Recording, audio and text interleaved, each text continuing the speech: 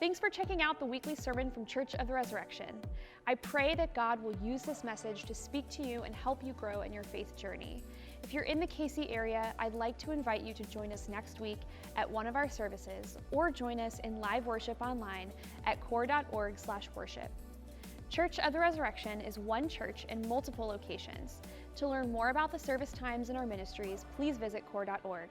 Hope you enjoy this week's message. My name is Penny Elwood, and I serve as the Blue Springs campus pastor. And our passage today comes from the 2nd chapter of James. What good is it, my brothers and sisters, if you say you have faith but do not have works? Can faith save you? If a brother or sister is naked and lacks daily food, and one of you says to them, "Go in peace, keep warm, and eat your fill," and yet you do not supply their bodily needs, what is the good of that? So faith by itself, if it has no works, is dead. But someone will say, "You have faith and I have works. Show me your faith without works, and I by my works will show you my faith." May God add a blessing to the reading, hearing, and understanding of Scripture.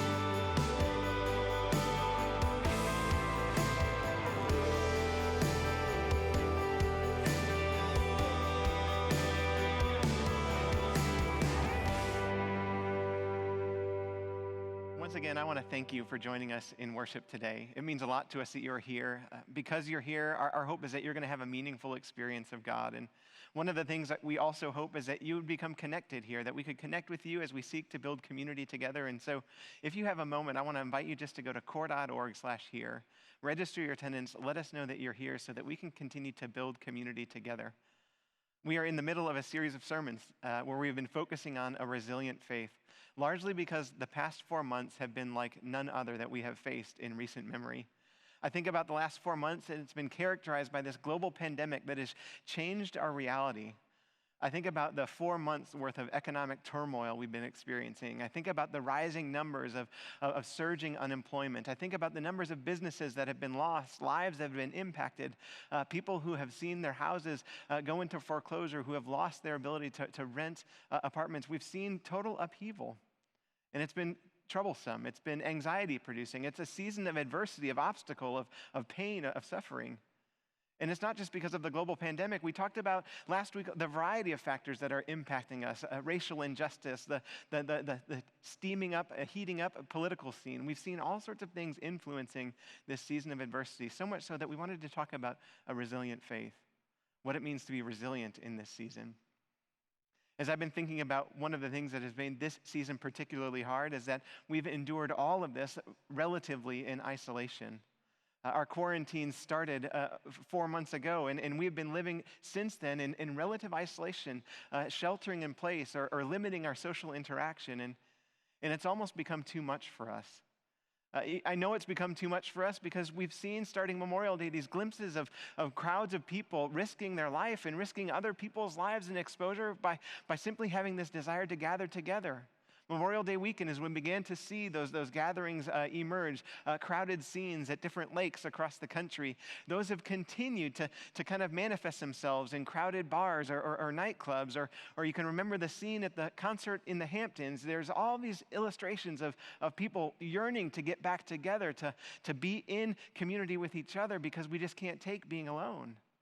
Isolation has proven to be hard, so hard, that we've been willing to risk our life so that we don't have to go it alone. And I don't think that that's necessarily a bad thing. I think this season of isolation has allowed us to uncover this fundamental truth about who we are and who we were created to be. And one of the things that we remember in the beginning of Genesis, the 2nd chapter, is that God says something specific about us and our humanity. God says this: it's not good that the human is alone. which is a way of saying we need each other. We're created for a relationship. We're better together. And this is a season where we feel that, maybe more so than ever before. Even introverts in this season find the merit of community and long for community. I stumbled across this meme earlier this week that just kind of pointed to the fact that everybody has this felt need. Everybody desires to become one with each other, to gather together, to be in community instead of being apart. We're better together. We're created to be in relationship with each other. And one of the things I recognize that rests at the core of cultivating resilience, or even living and embodying a resilient faith, is the necessity for relationships. Relationships are essential to cultivating resilience. Resiliency researcher Elliot Friedman, he says this, he says, the availability of social support in all of its forms, instrumental support, emotional support, support with how you think about things, they all matter and they help us in facing challenges. Though we may think it's easier to simply pick up ourselves by our bootstraps, research would suggest that positive relationships and supportive communal environments have an important role to play in our resilience. Our relationships, they're tied to our psychological and our physical well-being. The American Psychological Association, they wrote in its resilience report that the primary factor in resilience is having caring and supportive relationships within and outside the family. Relationships that create love and trust, provide role models, and offer encouragement and reassurance. They help bolster a person's resilience, which is why we cry out in times of trouble. It's why sites like GoFundMe exist, because when we're faced with obstacles, when we're faced with isolation or resistance, we can't help but reach out, cry out, call for help so that others might lend their voice, lend their listening ear, or lend their helping hands to help us emerge from whatever it is that we're facing so that we might become better. We need relationships, and we see that by how it is we reach out in moments of isolation and pain. In fact, this is what compelled me back in March to reach out to a group of people virtually.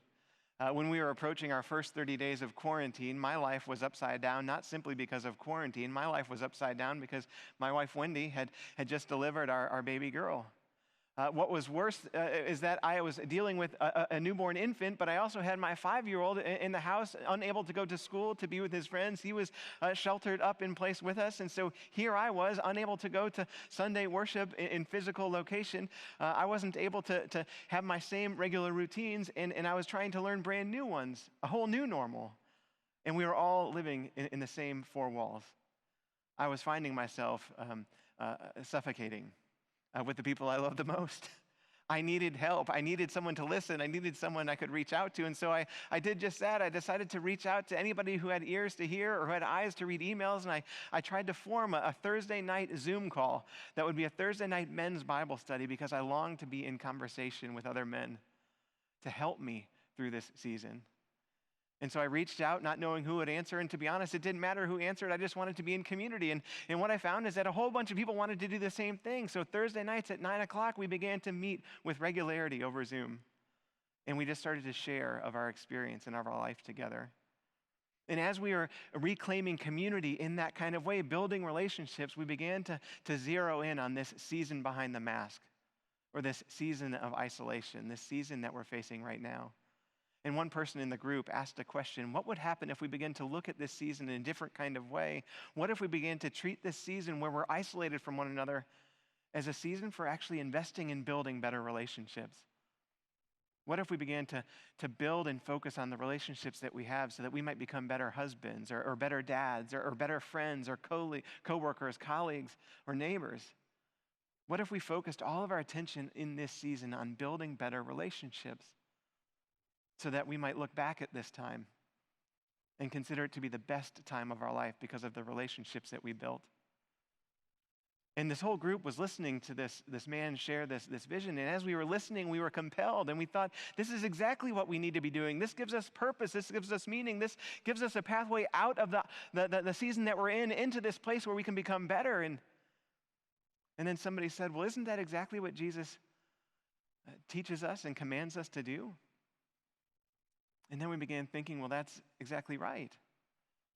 You see, when Jesus was faced with a similar season of adversity, when he was, preparing to give himself up for us and to be handed over on behalf of us so that he would suffer and die for us, he was facing this really interesting season and terrifying season of isolation, of pain, of suffering, of adversity. And before he entered into that season, he invited his disciples to gather around him, to go to the upper room, to share in one last supper. And as they were gathered there in that place, he gathered them to focus them solely on one thing, his perfect love. And then he issues us commandment for us to follow going forward from that place, because as Jesus was preparing to give himself over, he knew exactly what was facing his disciples in the days to come. He knew that they'd be facing their own season of isolation, their own season of adversity. He knew that they would be shackled together for 50 days behind locked doors for fear of what would become of them. And so he gathers them together at that table in the upper room. He seats them. He gives them bread. He gives them wine. He gives them his body, his blood. And then in John's account of the Last Supper, he takes a knee. He washes their feet. And when he rises after having washed every one of his disciples' feet, he looks them in the eyes and he gives them a new commandment. This is what John says. He says, Jesus told his disciples, "I give you this new commandment, that you love one another. Just as I have loved you, you also should love one another. By this, everyone will know that you are my disciples if you have love for one another." You see, Jesus knew what was coming. He knew what was coming for him. He knew what was coming for them. And so he gave them this commandment, this new commandment that would give them a pathway forward so they could look out into the future without fear. He gave them marching orders that said, "You are called from this point forward. I command you to love one another the same way that I first loved you, sacrificially, unconditionally. No matter what season you are facing, you are called to embody love. The same way that I am loving you, you ought to love one another. By this you'll be known." The disciples were given this commandment, and they were given this commandment, and it became their marching orders. They became a way of life for them, the same way that it was for Jesus. You see, Jesus was always about love. His whole way of life, the way that he loved us, it defines who he is. Jesus' mission, his ministry, it began when he met others, loved others, engaged in building relationships with other people. The first people he met, he invited them into relationship. He said simple things like, "Come and see what I'm all about," or "Come and follow me." And he began to live with them, and people followed him. And they lived with him. And they watched him as he demonstrated unwavering acts of love to the world around him. Jesus' way of life and his unconditional love, it was like something they'd never seen before. It was unwavering. You see, Jesus' mission was to love everybody always. And so everywhere he went, he sought to build relationships, to do the loving thing. Everywhere he went, he began to meet people where they were, to bind them up or to build them up so that they could be set free by this same perfect love. And so after these first people he met followed him and walked with him and witnessed him, they began to invite other people to go and do likewise, because they were seeing something they'd never seen before. They saw a love that knew no boundaries, a love that was pure and undefiled, a love that seemed to bind up the brokenhearted, or to proclaim release to those who are enslaved, to care for those who are lonely or lost, to give everybody a future filled with hope. If anything, the love that they saw was a love that made them a little uneasy, because Jesus loved everybody, which meant he didn't identify really with anybody. So he didn't pander to the right or to the left. He wasn't a Trump guy or a Biden guy. He wasn't a Kansas City Royals guy or a Detroit Tigers guy. He wasn't anybody's guy, because he was everybody's guy, which made everybody a little bit uncomfortable. Because Jesus' ethic of love was one that knew no boundaries. It had no conditions or strings. Jesus sought to love without conditions, sacrificially. And what he urges us to do is to love the same way.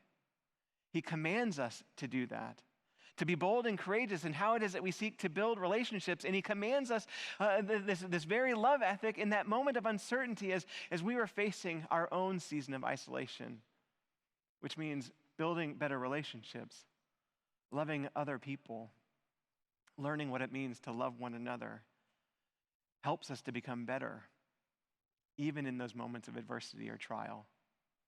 Jesus was always pushing us past ourselves, pushing us to get outside of ourselves to love others. I think about the young attorney who once asked Jesus a question. He said, Jesus, what must I do to inherit eternal life? To which end Jesus answered him by sharing a story about a good Samaritan and how there was once this man who was walking down the road from Jerusalem to Jericho. And while he was walking, he was taken aside. He was mugged. He was robbed. He was beaten. He was left for dead on the side of the road. And Jesus describes how there was this priest who was walking down that same road who saw this man lying in pain, suffering on the side of the road, but passed by him because he didn't have time to stop. And then he talked about a second traveler, a Levite, who was doing the very same thing. And as he was walking down, he saw this man struggling and in pain, but he didn't stop because he had places to go, things to do. He was unwilling to get his hands dirty. And then he describes this third traveler, a good Samaritan, who was considered to be the enemy of most law-abiding Pharisees. And he was described as seeing this same person, but he had the time to stop, the compassion. He was moved to care for this man, to bind him up, to love him overwhelmingly in extravagant fashion, to give him a future filled with hope by caring for him to the point of hotel rooms, bandages, medical care, food to eat, clothing to wear.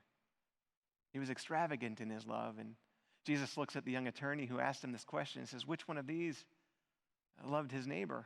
Which one of these embodied love? Which one of these understands what it means to love one another the way that I first love you?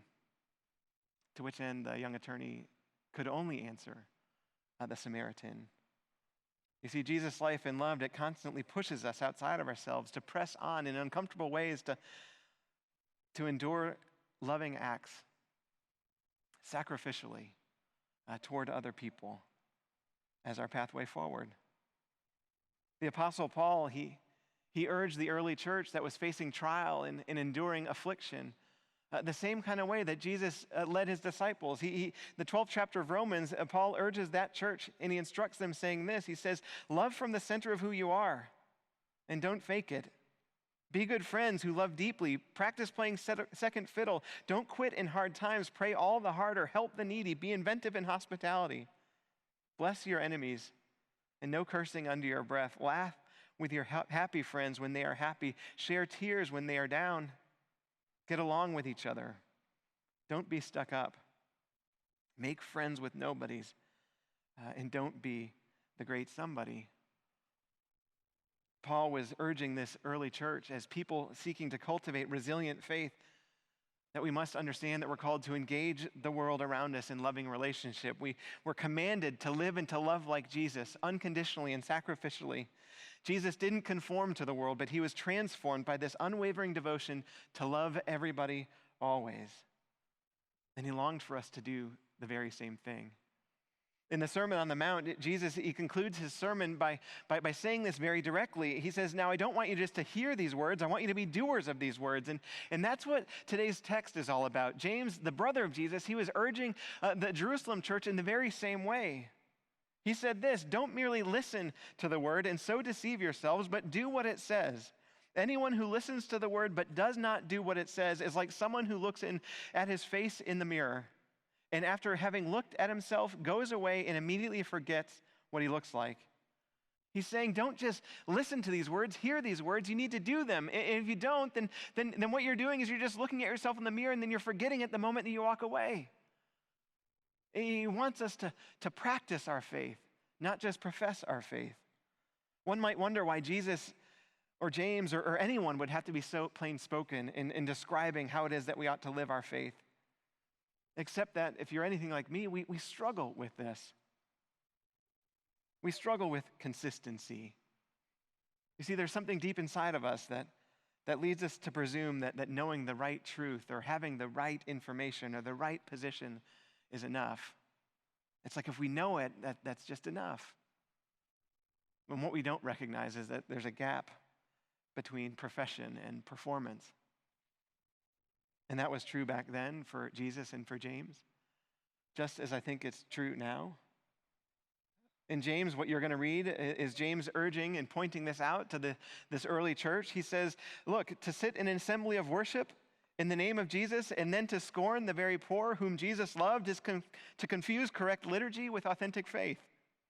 To say, I love you, but to never embody those words with daily actions, it's empty, it's inconsistent, it's downright hypocritical.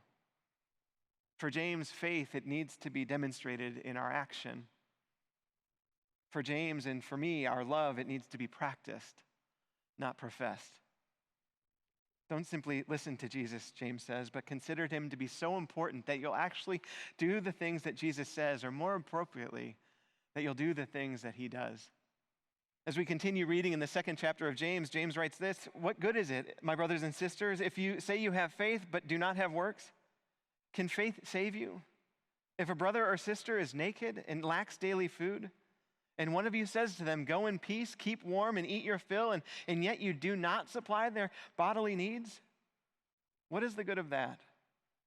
So faith by itself, if it has no works, is dead.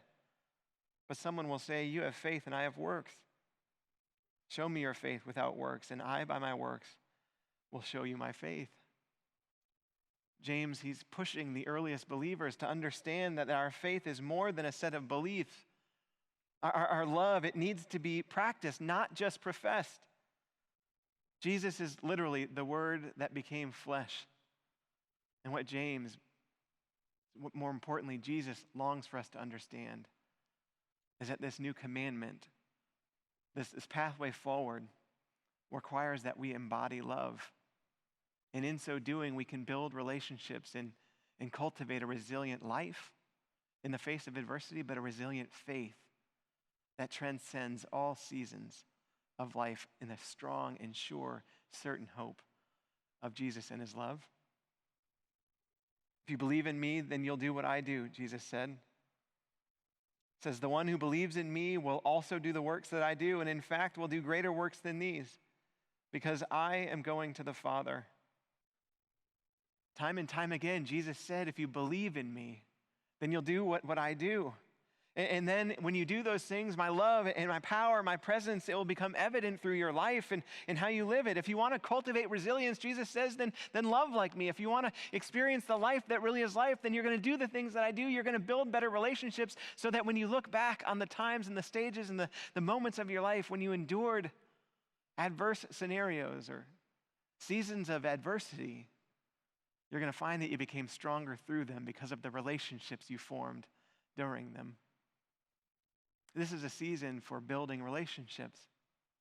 As we seek to cultivate a resilient faith, we need to focus on building resilient relationships that will make us become better, that will allow us to become better at life while making life better for us.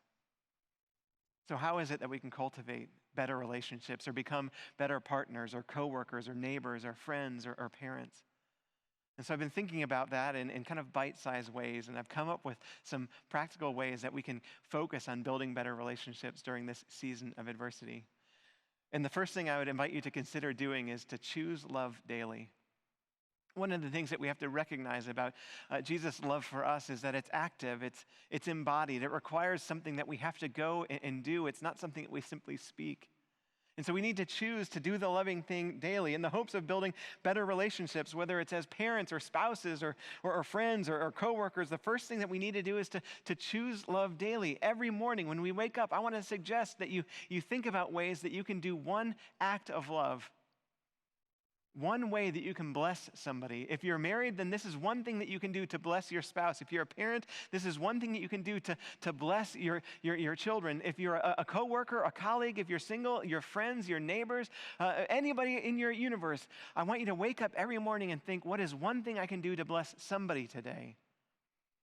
If we choose love daily by seeking to find one way to bless or to love somebody, what you're going to find before you even wake up and get out of bed, just by thinking of how you're going to bless somebody, will change your disposition. It's going to change your thought process, your demeanor, because something good happens to us when we think about other people first. Something good happens to us when we begin to think about how it is that we can love somebody well or bless somebody well. It is more blessed to give than to receive. And so if you're looking to build better relationships, I want you to choose love daily. Wake up, and when you wake up, before you do anything else, think about one way that you can bless one person that day. And then once you've done that, I want you to act on it. I want you to actually do it. I want you to do the loving thing. I want you to care for somebody. I want you to bless somebody. And what's going to happen when you do that over a period of time is you're going to recognize that blessings beget further blessings, that love begets further love. And as you seek to do the loving thing, to bless somebody, they're going to begin to respond and reciprocate, and you're going to experience the multiplication power of reciprocity. And you'll find that iron begins to sharpen iron. And what begins as just one act of love turns into what feels like an outfit, an attire for your life. You'll find that you are clothed in love, which is the ideal that the Apostle Paul set for the church in Colossae. He said this to those believers. He says, "Clothe yourselves with compassion and kindness and humility and meekness and patience." He says, "Bear with one another, and if anyone has a complaint against another, forgive each other. Just as the Lord has forgiven you, you must also forgive. But above all, clothe yourselves with love, which binds everything together in perfect harmony." You know, I think about marriage and I think about clothing myself in love this way. I can't help but think that this is hard work. I mean, this is hard work, especially when you're living on top of each other all the day long right now. But this is essential work. Bearing with one another, forgiving each other, humbling ourselves before one another, being patient. We can only strive to attain those ideals if we take bite-sized pieces first. And so start somewhere. Choose love daily. Think about one way that you can bless one person at the start of each day, and then experience, once you do those things, the power of reciprocity. Choose love daily. Now, the second thing I'd encourage you to consider doing is practicing empathy. Empathy is defined as one's ability to understand another person's experience and emotions. And what I found is that empathy is a powerful relationship tool. In addition to making possible things like forgiveness and reconciliation, empathy is also a hallmark of resilience. Empathetic people, they can endure a lot because they take the time to digest, to seek to understand the dynamics of the world around them before acting and reacting. And so because they have a greater understanding and they're driven to understand more clearly, they're able to face things without emotion, with steady confidence. Empathetic people are selfless. They have a genuine interest in the well-being of their communities. And one of the things that you recognize as the secret to empathy and to practicing empathy is learning how to listen well. Active listening is at the heart of empathy, which means we need to learn how to listen first and to speak or to act second. This is what James says as well in the first chapter. He says this, "You must understand this, my beloved. Let everyone be quick to listen, slow to speak, slow to anger, for your anger does not produce God's righteousness." One way that we can practice empathy is by striving to be active listeners. Many of our conversations, they have two modes these days. They are to talk and then to wait to talk. As opposed to talking and listening, we like to talk and then we just seem to wait until we talk again. I've been given instructions for how it is that I should ever address the media, and that's with talking points. And so you listen to what they're saying, but you don't really listen. You just recite your talking points, and that gives for a good interview. We like to talk and then we like to wait to talk. And that's not any way to grow in understanding. That's not any way to actually listen. And so as we seek to practice empathy, to grow in understanding, we should seek first to listen authentically, seeking understanding. When we listen to the words of others, what we're doing is we're listening, we're slowly receiving, and then we're digesting. Not so that we can echo our talking points again, but so that we find our lives changed by the nourishing components of the words that we're receiving. If we listen first, then we become measured in our response. We become full of empathy for the world around us. We grow in seeking and striving after love and understanding. What I find about listening and wanting to grow in empathy is that this is sometimes easier for strangers. As we engage strangers in conversations, it's sometimes harder for the people that we know the best, our family members, our friends, our partners, our spouses. Those are people that we seem to think we know fully. We have all the understanding that we need. We have everything that we need to know about who they are and where they're coming from. And so sometimes it's not all that easy to listen to them or to be empathetic towards the ones that we love the most. To which end, I want to encourage you to double down. to move away from surface level conversations at dinner time about how was your day, to move away from the habits of binge watching Netflix because it's easy when we shelter in place to do such things, but to recognize that instead of fear and monotony ruling our life, what we need to coronate is curiosity. Curiosity becomes king. To become curious as partners, as friends, is a secret to becoming empathetic, but it's also a secret to learning how to love fully. When we become curious, we're always looking to grow in understanding. And I don't know about you, but I'm hard-pressed to come up with creative ways to ask new questions, probing questions, to learn more about the people I care about. And so one of the practices my wife and I over the last several months have engaged in is we purchased this book that serves as a tool, and it's a tool that gives us questions to ask each other when we are finding ourselves back in the monotonous rut of daily living, surface level conversations, or binged watch TV programs.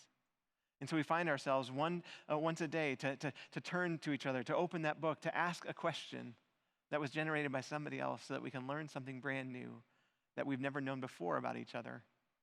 And it's not always one day, one question. Sometimes we do, 13 questions after 13 days. And we try and find our pace because we can't seem to do something with rigid devotion. But what we are committed to is being curious and staying curious about each other, to listen to each other's answers, to grow in understanding so that we can become empathetic, which is a pathway toward resilience. And it's a byproduct of genuine love. So that second thing I want you to try doing is practice empathy, be an active listener, and stay curious in your relationships. The last thing I'd invite you to consider is to acknowledge that it's okay to be not okay. This is a hard season. This is a difficult season. This is a unique season where we are facing adversity like we haven't seen before. And what we know is that these kinds of seasons, they take a toll. They're difficult. It's okay to not be okay.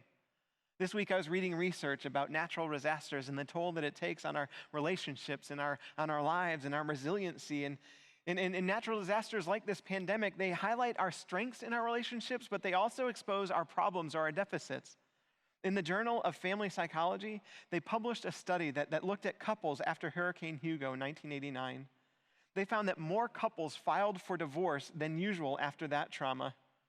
And I don't know, I've heard a lot of jokes about the coronavirus baby boom that's taking the world by storm, and how in several months there's going to be a boom of babies, new babies being born in hospitals, but it doesn't seem like that's the whole story. This pandemic, it's also taking a toll on relationships. Some relationships are thriving and they're growing, but others are being exposed, and they're experiencing pain and brokenness. In China, there has been a post-pandemic divorce boom. And Darby Saxby, an associate professor of psychology at USC, she suggests that we can probably expect one here too. She writes, for couples that have healthy relationships, they are doing pretty well. There are some ways that this could actually bring them closer together, but everybody's stressed. And in some ways, this might lead to improvements for couples who figure out how to weather this, but for couples who are struggling, who don't communicate as well or don't share the same values, this is going to drive a wedge. It's going to exacerbate whatever tension's already there. And if you're in this latter category in marriage, or in your committed relationships, or in your family relationships, or in your coworker relation, in any relationships, if you are struggling right now, if you are overwhelmed with loneliness or pain and brokenness, what I want you to know is that it's okay. It's okay to not be okay. A part of what it means to love one another is to reach out in those moments. The pathway toward resilience isn't looking like being perfect in love. It looks like understanding the power of this kind of love. And so if you're not okay, I want to urge you to reach out, to be vulnerable, to acknowledge that it's okay that you're not okay, and then to do something about it. And what I want you to know about the church is that the church exists to reflect the love of Christ to the world around it, which means we are here to be in those moments of adversity or in those moments of pain and isolation when the world seems to be falling apart all around you. We exist to remind you of our love, to remind you of the perfect love of Jesus that is unconditional, that is sacrificial, that meets you wherever it is that you are, that showers you with an inexplicable, unwavering kind of love that won't let you go. that doesn't leave you or forsakes you, but will go with you wherever it is that you are. It's okay that you're not okay. And I want you to know that that's why the church exists. We are here for you. And so I want to urge you to acknowledge that it's okay. And then I want you to take a step to reach out to let us know. And one thing that you can do, a step that you can take is you can visit core.org/next. And there you're going to find ways that you can take next steps to become a part of this community, to grow in the knowledge and love of God in a community of people who are committed to taking a class together, or to be immersed in a Bible study together, or to be in a recovery group together, to be in a support group together. There are a variety of ways that we can share with you that you can get connected to community, to begin building relationships as together we seek to grow in the knowledge and love of who God is. If you're looking for a group or a community, or to build relationships because you're not okay right now, or you need to build relationships, I want to invite you to go to that website and find an opportunity to take a next step. I want to encourage you to reach out to our pastoral care team. You can do that by going to core.org/prayer. And there what you can do is you can fill out a prayer request. You can let us know what you're walking through, and that prayer request will go to our pastoral staff and our prayer team. And you can suggest or request contact. You can ask for no contact. You can just invite us to pray for you, or to speak with you, or to meet with you. We want to be here for you, and our pastors are here to care for you. So please reach out and let us know so that you can take that step toward building relationships and becoming resilient, cultivating at the same time a resilient faith. The last thing I want you to consider is by seeking counseling. And at Resurrection, we have counseling, referrals that you can, tap into the counseling prowess and resources of counselors all across the metro. Most of them are meeting digitally, virtually. And we can do so for you at free or reduced cost. And I want to invite you to consider seeking counseling.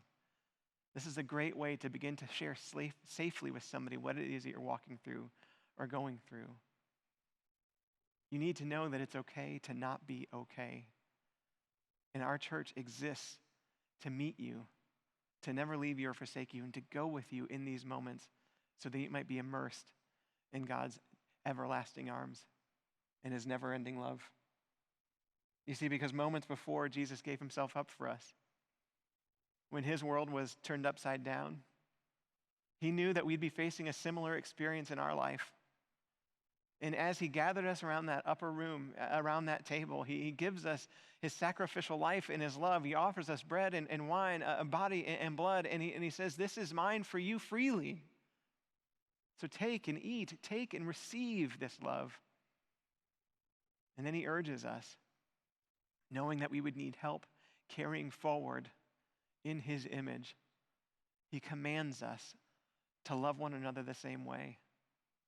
This is our pathway forward. This is how we become better in the face of adversity. This is how we move without fear into the future that God has for us, by seeking to love one another the way that God first loved us. And my hope is that as a community spread out across this entire country, worshiping together online or over the TV, that we might together commit to building Christian community in a way that transcends our reality, so that we could together experience the kingdom of heaven here on this earth, just as it one day will be. Would you pray with me? Gracious God, we pause and we thank you for the opportunity to be reminded of your love for us. A love that makes everybody a little uncomfortable because your love is so unconditional, that it includes everybody. Regardless of the vastness of your love, oh God, help us to remember its personal touch. Remind us that you love us just as we are, where we are. Help us to experience that love, to be changed by it, to be inspired and emboldened to seek to love others the same way. Whether that start by doing the loving thing for one person a day at a time, by listening first instead of judging, or by reaching out for help. Give us the courage to love one another the way that you first love us, oh God. so that this world might be whole, so that our lives might become resilient, and so that we might all celebrate in the company of your saints and angels, rejoicing over your great love. In Jesus' name, amen.